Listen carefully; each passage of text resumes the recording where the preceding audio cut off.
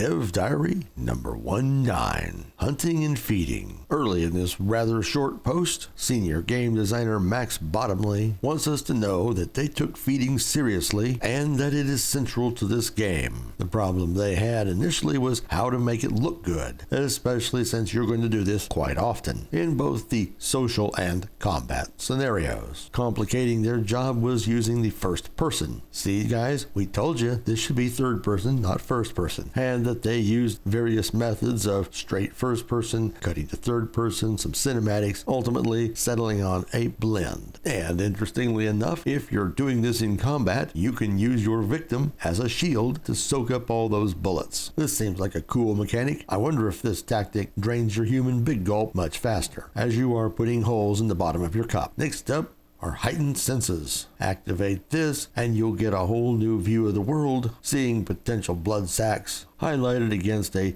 dulled background, and you can even see them through walls. Now this ability will likely have the dual purpose of allowing you to spot your enemies while in combat. They give us a couple of screenshots of this in action, and while they were very proud of this and they took a lot of time to develop the look and feel of these particular scenarios, it looks to me just like your run-of-the-mill spot the bad guy vision in a whole lot of other games such as Dishonored. And given the fuzzy nature of everything, it's not going to be terribly useful as a tactical guide. You can see where they are, but you don't have hyper detail to see weapons and armor. Once you've stalked them, captured them, and begun the draining process, they wanted to come up with some very unique way to show fire, horrible name, reacting to or experiencing something while taking in this new essence. Is our character tripping? And of course, they wanted to make it visceral. However, the next set of images do not say visceral. They say, whoa, I thought this thing was supposed to be an Unreal 5. Who started using the old id engine? In the section titled Blood Resonance Events, they tell us we'll be able to use charm, fear, or anger in those social scenarios to lure our food to another location where we're not going to break the masquerade. What they don't tell us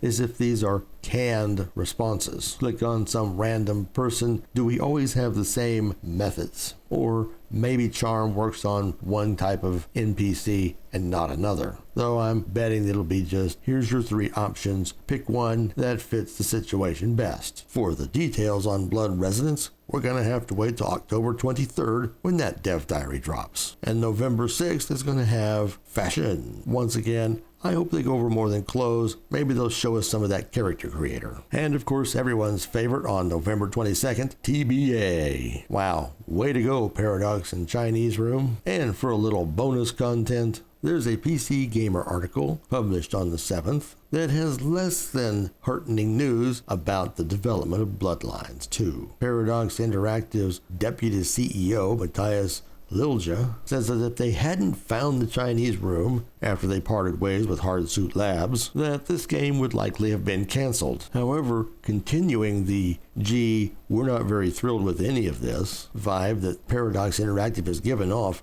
ever since the Chinese Room came on, Lilja says it has been in development a very long time, but we're starting to see the game shape up to something we think it will be a World of Darkness experience.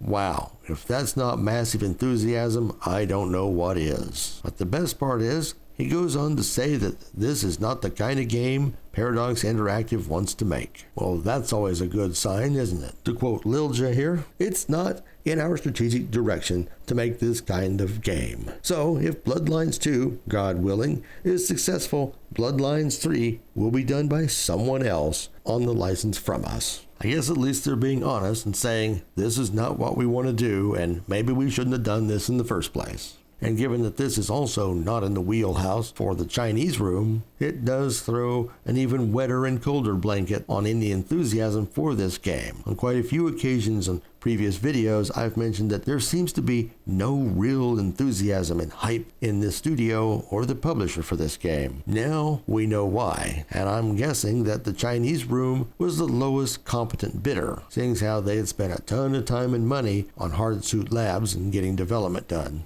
Now, they just want to put something out that works and can at least get them some level of return. We can only hope that the folks actually building this game have more enthusiasm, though in interviews Alex Skidmore has all the charisma of used chewing gum. But maybe he's that way on every project. Anyway, what do you think? Leave us a comment below, and don't forget to like and subscribe. Thanks for watching.